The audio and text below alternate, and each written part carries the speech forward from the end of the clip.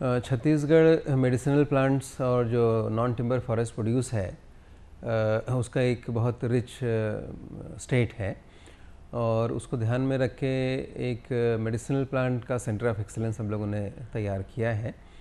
जो medicinal plant की खेती कैसे हो, लेमन ग्रास है, अश्वगंधा है, इन तिखुर है, इसकी खेती कैसे हो और उनका प्रसंस्करण कैसे करके किसान अपनी आय बढ़ा सकते हैं, इस दिशा में काम शुरू किया है।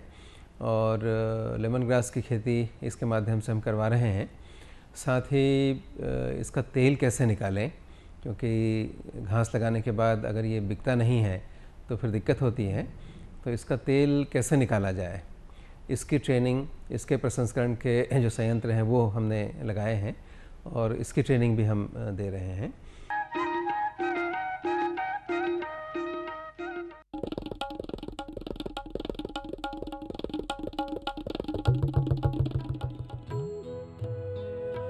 अम्मा जी, मैं चली स्कूल पढ़ने। स्कूल? पर शादी के वक्त तो तूने कहा था कि तू पढ़ी लिखी है। अरे अम्मा जी, फार्म स्कूल जा रही हूँ खेती की नई नई बातें सीखने। आप भी चलो ना। फार्म स्कूल, जहाँ खेतों में पैदावार बढ़ाने की हर बात किसानों को सिखाई जाती है, जैसे मिट्टी के हिसाब से सही खाद, बढ़िया बीज और जरूरत के मुताबिक कीटनाशक, ताकि कम लागत में अधिक मुनाफा।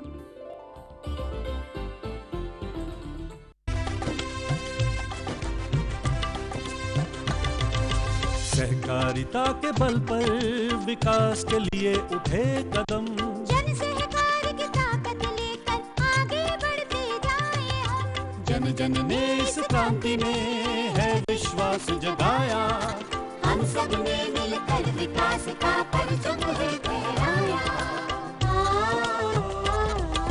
सहकारिता है अपने विकास की पहचान, नए दौर में सहकारिता ही भारत का अभिमान। कृषि मंत्रालय, भारत सरकार द्वारा जनहित में जारी।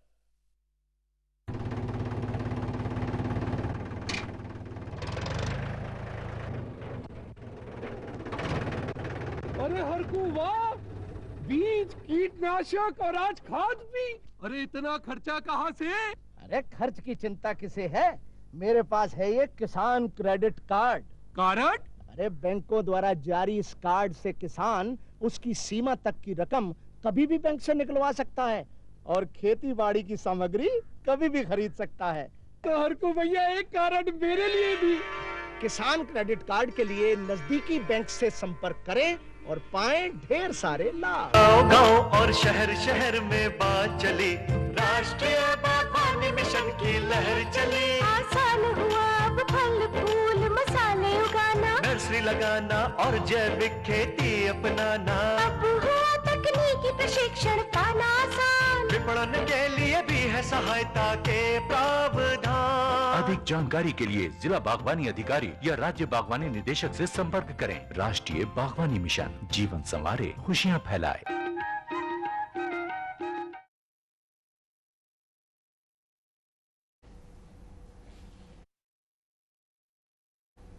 कृषि दर्शन के सभी दर्शकों को नमस्कार।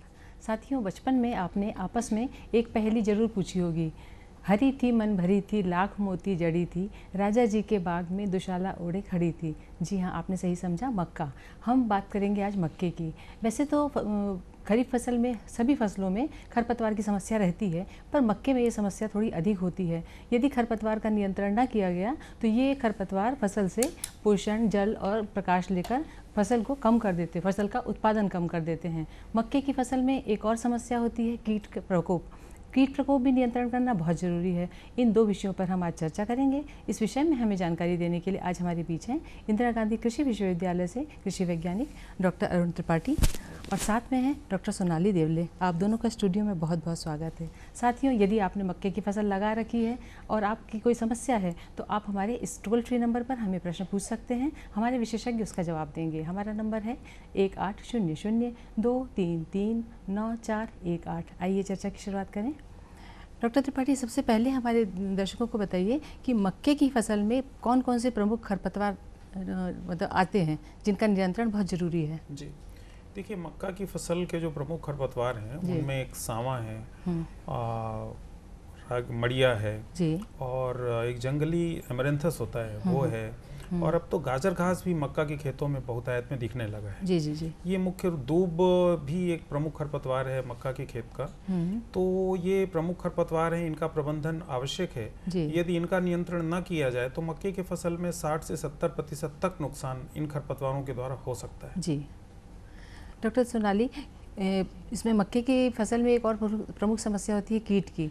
तो मक्के में कौन कौन से प्रमुख कीट लगते हैं जो इनको नुकसान पहुंचा सकते हैं फसल को? जी, मक्के में प्रमुखतः गुलाबी तना छेदक, जी, फाल आर्मीवर्म का 2 वर्षों से प्रकोप देखा जा रहा है, जो कि बहुत अधिक नुकसान पहुंचाता है। पहले हमारे एक साथी का फोन सुन ले। जी, हेलो हेलो हेलो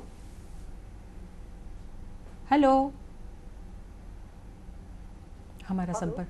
हाँ जी, नमस्कार, आप कौन बोल रहे हैं? जी मैम, गोविंद मानेसर बोल रहा हूँ, बालाघाट जिले से बोल रहा हूँ, कन्या बालाघाट। जी पूछिए गोविंद जी, क्या पूछना चाहते हैं? मेरे को जानकारी है कि मैम कि जैसे मक्का में जो रोग बीमारी लगते हैं, तो अभी के समय में कौन कौन से रोग लगने की संभावना ज्यादा बनी रहती है, जानकारी? जी जी जी सर बताइए। जी देखिए, मक्का में रोगों का प्रकोप तभी होता है जब मक्का के खेत में पानी भरता है। जी। प्रमुख रोग जो है, एक टर्सिकम लीफ ब्लाइट है, बैक्टीरियल लीफ ब्लाइट है, मैंडिस लीफ ब्लाइट है, ये 3 तरह के ब्लाइट्स हैं, और तना सड़न नाम की भी बीमारी लगती है। तो ये समस्याएं सिर्फ तभी आती हैं जब लगातार नमी रहे, मक्का के खेत में पानी भर जाए। तो उस स्थिति में आप देख लें, यदि जो इकोनॉमिक थ्रेशोल्ड लेवल है 100 पौधों में से यदि 4 पौधे 5 पौधे में है, तो पहले तो खेत में पानी निकालें, उसको सूखा करें, ड्रेन आउट करें, और इसके पश्चात उसमें चूने का प्रयोग कर सकते हैं। और चूने के प्रयोग के अलावा उस पर भी यदि नियंत्रण ना हो तो डाइथेन M45 नाम की एक दवा आती है। इस दवा की 4 मिलीग्राम मात्रा 1 लीटर पानी में घोल बना के इसकी ड्रेंचिंग करना है आपको। तने के आसपास हल्का खुरच के, जो नीचे वाला हिस्सा है जो मिट्टी से जुड़ा हुआ कॉलर रीजन है, वहाँ पर करके इसकी ड्रेंचिंग करें, और ये सुनिश्चित करें कि खेत में पानी ना भरे, तो इन बीमारियों का नियंत्रण हो सकता है। जी जी। डॉक्टर सोनाली, हम बात कर रहे थे मक्के में लगने वाले प्रमुख कीटों की। जी, प्रमुख कीट जैसा मैंने आपको बताया, गुलाबी तना छेदक है। जी जी। बहुत अधिक नुकसान पहुंचाता है। उसके बाद लेकिन अभी कुछ 2 वर्षों से ये देखा जा रहा है कि फाल आर्मीवर्म नाम का एक कीट आया है, जी जी जी, जो कि बहुत अधिक नुकसान पहुंचा रहा है, और गुलाबी तना छेदक का प्रकोप बहुत अधिक हद तक कम हो चुका है। ये उसके बाद जो प्रजनन अवस्था में है, जब फूल आते हैं, फल आते हैं, तब माहों का प्रकोप देखा जाता है। जी जी। लेकिन सबसे अधिक पिछले 2 वर्षों से फाल आर्मीवर्म एक प्रमुख कीट है। जी जी जी जी। सर, ये क्रांतिक अवस्था क्या है? हाँ देखिए, मक्का में खरपतवार प्रबंधन करने के लिए ये आवश्यक है कि किस अवस्था में उसका प्रबंधन किया जाए, क्योंकि एक समय ऐसा होता है कि उस अवस्था में ही जब आप खरपतवारों से खेत को मुक्त करेंगे तो आपको लाभ होगा। वरना फिर यदि आप वो क्रांतिक अवस्था निकल जाएगी, उस समय आप करेंगे तो 9 की लकड़ी 90 खर्चा वाली कहावत चरितार्थ होती है कि उसमें खर्च आपका ज्यादा लगता है, और जो खरपतवार हैं वो जितना नुकसान उनको करना होता है वो काफी नुकसान कर चुके होते हैं। तो मक्का की फसल में अमूमन ये 15-20 दिन से लेकर के और 35-40 दिन की जो अवस्था है, बोने के 15 दिन से लेकर के 40 दिन के बीच की जो अवस्था है, इस दौरान मक्का की फसल को खरपतवारों से मुक्त रखना चाहिए। जी जी। इस समय ही खरपतवार नियंत्रण करना चाहिए, चाहे आपको निदानाशक दवा का प्रयोग करना है या कि मैकेनिकल जो गुड़ाई करना है या हाथ से निदाई करने का काम करना है, तो ये इसी अवस्था में करना चाहिए। जी जी। डॉक्टर सोनाली, आपने बताया कि कई प्रकार के कीट हैं जो मक्के की फसल को नुकसान पहुंचाते हैं। जी, जी। इसमें से सबसे अधिक नुकसान पहुंचाने वाले कीट कौन से हैं और उसकी पहचान हमारे किसान भाई कैसे करें?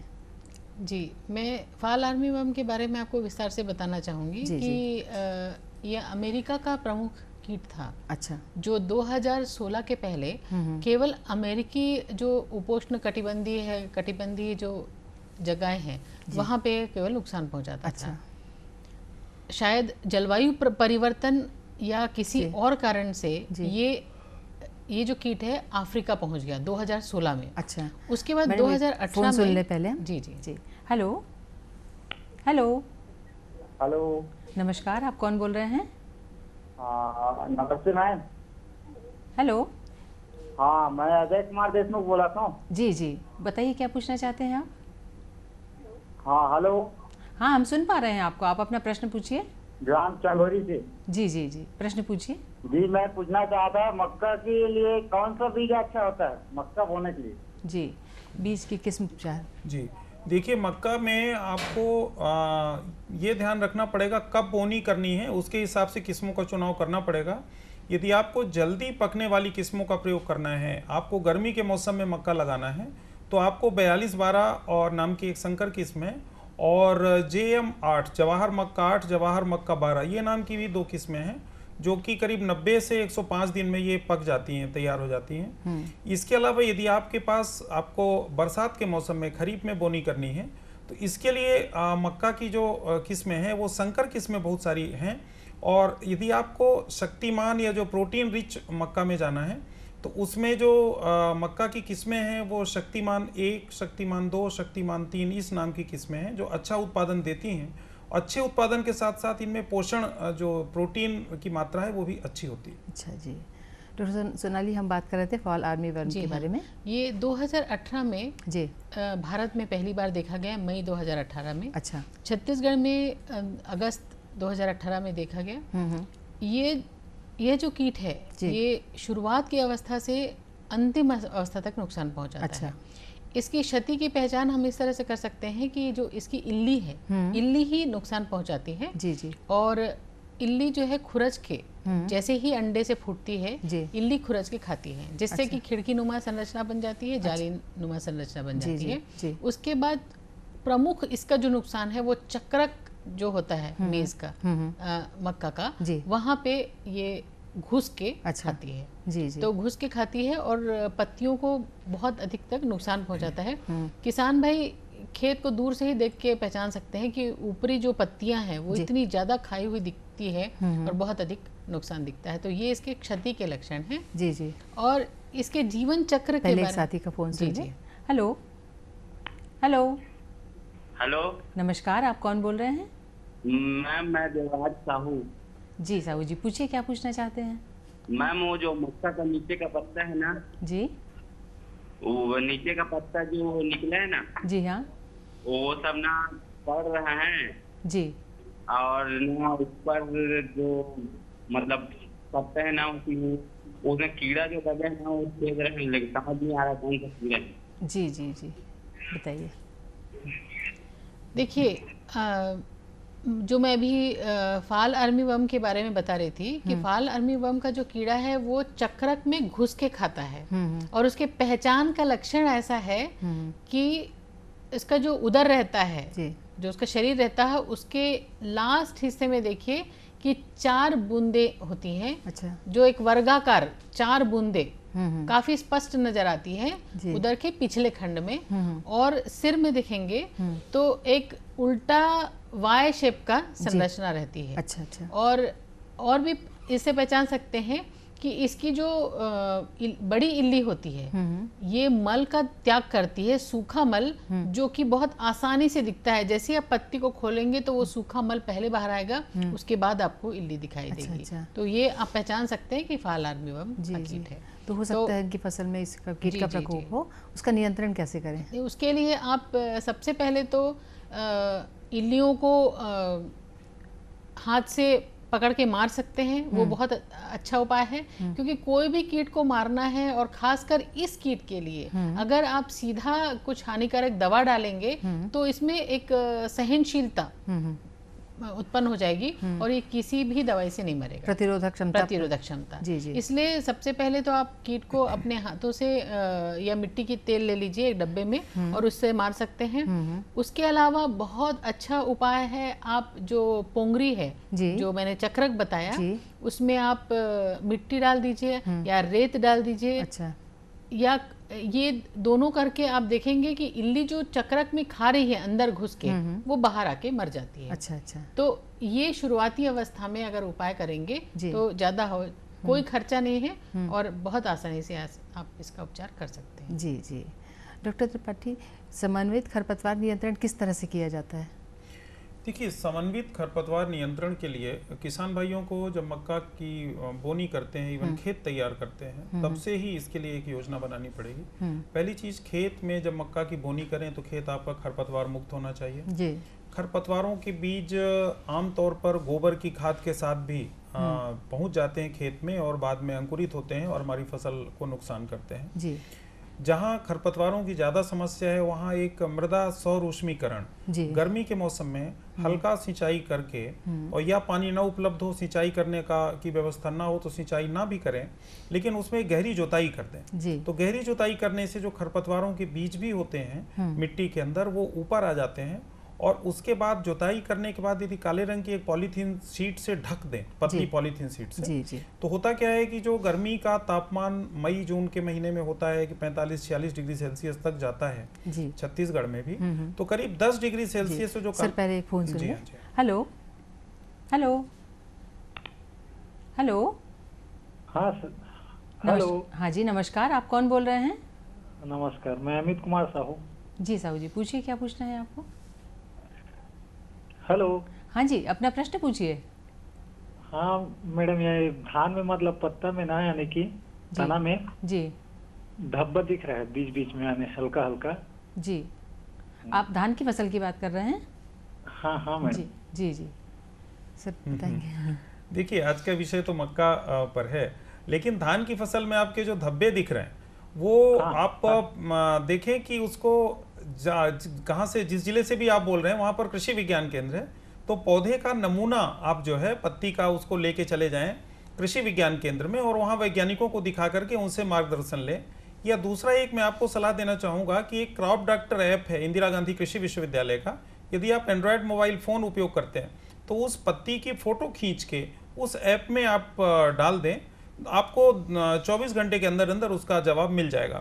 दरअसल होता क्या है कि धान के पत्ते में धब्बे दिखने के कई कारण हो सकते हैं, कई बीमारियों के कारण हो सकता है। बैक्टीरियल लीफ ब्लाइट भी हो सकती है और वो ब्लास्ट भी हो सकता है। आमतौर पर यदि ब्लास्ट बीमारी है जो पायरियोक्लेरिया ओराइजी नामक जो पैथोजन है उसके कारण होती है, यदि ऐसी स्थिति है तो आप ये ध्यान रखें कि खेत को एक तो ड्रेन आउट करें, उसमें पानी ना भरे, दूसरा संतुलित पोषण दें खेत को, और इसके अतिरिक्त जो दवाई है, एक ट्राइसाइक्लाजोल नाम की दवा आती है, इस दवा का भी आप छिड़काव कर सकते हैं। इस दवा का 1.5 मिलीलीटर दवाई एक स्प्रेयर में, मतलब 14-15 लीटर जो पानी आता है, 1.5 मिलीलीटर दवाई 1 लीटर पानी के हिसाब से, 14 लीटर का जो स्प्रेयर आता है उसमें करीब करीब 25 से 30 मिलीलीटर दवाई इतना डाल के घोल बना दें और इसका स्प्रे कर दें, उससे कंट्रोल हो जाए। जी जी सर, इस प्रश्न से पहले हम बात कर रहे थे खरपतवार नियंत्रण जी मैडम जी। तो खरपतवारों में आप सॉइल सोलराइजेशन करने से आपका खरपतवारों के बीजों की जो अंकुरण क्षमता है 55-60 डिग्री सेल्सियस जब तापमान मिट्टी का हो जाता है तो उनकी अंकुरण क्षमता समाप्त हो जाती है, वो खेत में होते भी हैं तो वो अंकुरित नहीं हो पाते। पहला तो ये हुआ।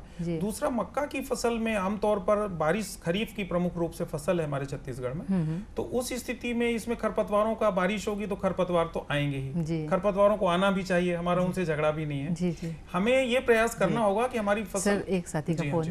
हेलो हेलो हेलो नमस्कार, आप कौन बोल रहे हैं? जी मैं प्रमोद भवने बात कर रहा था, मध्य प्रदेश बालाघाट। जी प्रमोद जी, पूछिए क्या पूछना चाहते हैं? जी मेरे धान में ना तना छेदक बीमारी हो गया, इसके लिए कौन सा कीटनाशक मारना चाहिए? जी ये भी धान के विषय में पूछना चाह रहे हैं, तना छेदक।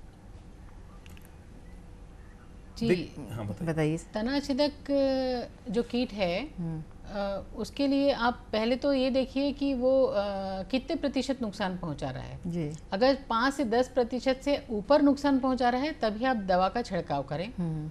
उसके बजाय आप अपने खेत में फेरामोन प्रपंच नामक एक उपकरण आता है जो कि आप लोकल मार्केट से खरीद सकते हैं, और प्रकाश प्रपंच भी बहुत अधिक, ये दोनों कारगर है क्योंकि दोनों से आपको पता चल जाएगा कि कितने अधिक ये हमारे खेत में है, क्योंकि चूंकि ये इसके जो पतंगे रहते हैं ये प्रकाश की ओर आकर्षित होते हैं, और जो फेरामोन प्रपंच है उसमें भी पतंगे आके फंसते हैं, जो आपको सेप्टा के रूप में आप लगाते हैं उसमें आके फंस जाते हैं। जी जी। तो ये दोनों को आप देख लीजिए जी। अगर आपको लगता है कि आर्थिक क्षति से बहुत अधिक ऊपर है तभी कोई नीम आधारित दवा का प्रयोग करें आप शुरुआत में, ताकि आपके जो मित्र जीव हैं, मित्र कीट हैं वो खत्म ना हो।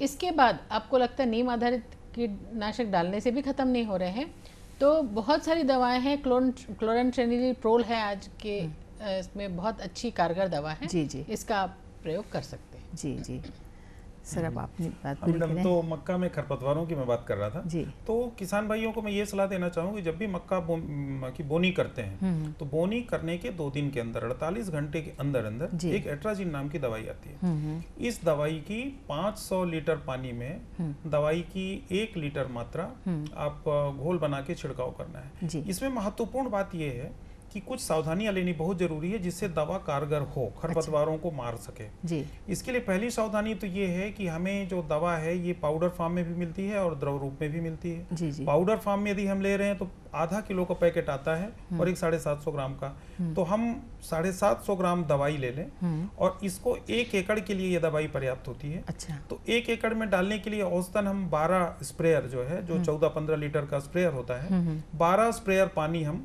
उसमें प्रयोग करते हैं। अच्छा। 1 एकड़ में करीब 150 लीटर पानी। जी जी। तो जो 12 स्प्रेयर में हम ये ध्यान रखें कि हमको आधा किलो दवाई डालनी है, तो हम पहले या तो उसमें 12 गिलास पानी डाल लें और उसमें ये दवाई डाल के अच्छे से घोल बना लें, फिर हर स्प्रेयर में 1 गिलास दवाई डाल लें और स्प्रे कर दें। ये ध्यान रखें कि खेत में नमी होनी चाहिए, मिट्टी में नमी होनी चाहिए। एकदम सूखा होगा तो फिर दवाएं काम नहीं करेंगी। दूसरी एक जो महत्वपूर्ण बात है, बोनी करने के बाद किसान भाइयों को चाहिए कि स्प्रे करते हुए पीछे की ओर आए। अच्छा। आमतौर पर किसान भाई ये सावधानी नहीं लेते हैं, तो यदि दवाई छिड़कते हुए उसके ऊपर आपने तुरंत पैर रख दिया तो जो एक पपड़ी बनती है, जो कीटनाशक, ये जो खरपतवार नाशक दवा की जो एक पपड़ी बनती है, जिसके चलते जो खरपतवार के बीज उसके अंदर होते हैं उनकी अंकुरण क्षमता समाप्त होती है। जी जी। तो ये पपड़ी बन नहीं पाती, इसके ऊपर पैर रखने से क्रस्ट फॉर्मेशन नहीं होता है और वो दवा उतनी कारगर नहीं होती। जी जी। तो हमें ये सावधानी बरतना है कि उस दवा का प्रयोग करते हुए पीछे की ओर आना है। खेत में हमारी नमी पर्याप्त होनी चाहिए, मिट्टी में। इसके अतिरिक्त होता ये है कि जब मक्के की फसल फिर भी यदि हमने ये किया, जैसा बारिश का मौसम होता है, 2 दिन के अंदर बारिश हो गई तो उस दवा का उतना असर नहीं होता। तो हमें ये ध्यान रखना चाहिए कि जब वो 20 दिन की, करीब 20 से 25 दिन की फसल हो जाती है, उस समय यदि हम निदाई करने की स्थिति में नहीं होते हैं तो इसी दवा की मात्रा का पुनः वही दवा का जो खुराक है कि करीब आधा किलो दवाई 1 एकड़ में लगती है, आधा किलो का पाउडर आता है, वो 1 एकड़ के लिए पर्याप्त होता है। तो उसका घोल बना करके फिर से किसान भाई छिड़काव कर सकते हैं। जी जी। इसमें कहीं कोई दिक्कत नहीं होती है।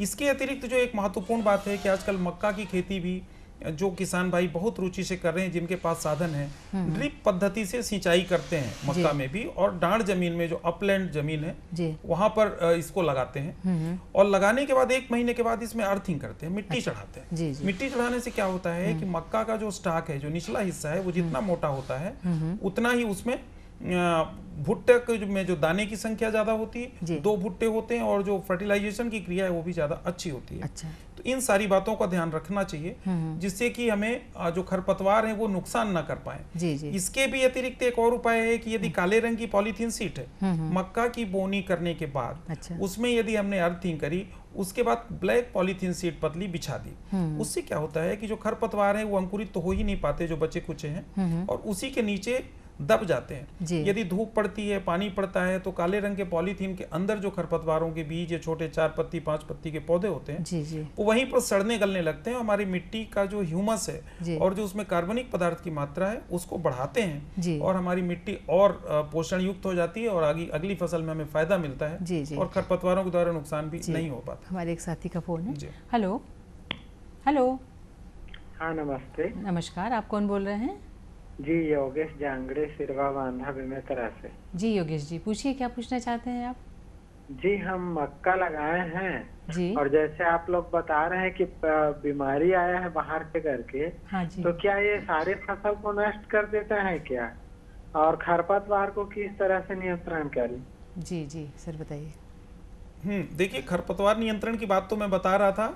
यदि खरपतवार खड़ी फसल में है और आपके पास निदाई गुड़ाई करने का मजदूर नहीं मिल रहे हैं, समय नहीं है, तो आप एट्राजिन नाम की जो दवाई है, इस दवा का प्रयोग कर सकते हैं। मक्का की 2 लाइन के बीच की जो दूरी होती है 60 सेंटीमीटर, तो मक्का के पौधे में न डाल के आप अतिरिक्त सुरक्षा लेने के लिए कोन आता है उसको लगा सकते हैं। आप फ्लैट फैन नोजल का प्रयोग करें, उस नोजल में लगा देते हैं और 2 लाइन के बीच में उसका छिड़काव कर दें तो खरपतवार नियंत्रित हो जाएंगे। ये ध्यान रखना है, खरपतवार 4 पत्ती 6 पत्ती की अवस्था में ही नियंत्रित होते हैं। जब चारा या खरपतवार बहुत बड़ा हो जाता है तो उसको नियंत्रित करना आसान नहीं होता। जी जी। दूसरी आपने कीड़े की बात की, दरअसल वो जो समस्या जिसके बारे में मैडम बता रही थी, तो मैडम सर कीट नियंत्रण किस तरह से किया जाए मैडम? जी देखिए, आपने जो प्रश्न पूछा कि ये कीट जो बाहर से आया है ये पूरी फसल को नष्ट कर देगा क्या, ऐसी कोई बात नहीं है, क्योंकि प्रकृति का ऐसा इंतज़ाम है कि कोई भी चीज़ पूरी तरह से नष्ट नहीं होती। हम लगा रहे हैं, मिलजुल के सारी चीज़ होती हैं। लेकिन हाँ, चूँकि ये बाहर से आया है और ये काफ़ी खतरनाक कीट है, तो इसके लिए हमारा प्रबंधन भी उतना ही अच्छा होना चाहिए। तो मैं आपको बताना चाहूँगी कि शुरुआती अवस्था से ही इसका उपचार करें, ना कि बाद में आप केवल रासायनिक दवा का प्रयोग करें। तो इसके लिए आप अपने खेत में चिड़िया बैठने के लिए एक खूंटी लगा दें टी आकार की, वो 10 करीब लगा दीजिए अपने प्रति एकड़। तो इससे क्या होगा कि जो चिड़िया आके बैठेगी और वो इल्ली को बीन के खा लेगी जी। उसके अलावा आप खेतों का निरीक्षण बराबर करें, डब्लू का आकार के आप अपने निरीक्षण पट्टी में चले, डब्लू का आकार जो होता है जी, उस तरह से निरीक्षण पट्टी में चले। डॉक्टर सोनाली, उसके अलावा डॉक्टर अजय त्रिपाठी, आप दोनों हमारे स्टूडियो में आए, हमारे किसान भाइयों को बहुत उपयोगी जानकारी दी। आप दोनों का बहुत बहुत धन्यवाद। साथियों, नया विषय, नई जानकारी लेकर हम फिर उपस्थित होंगे। तब तक के लिए हमें आज्ञा दीजिए। नमस्कार।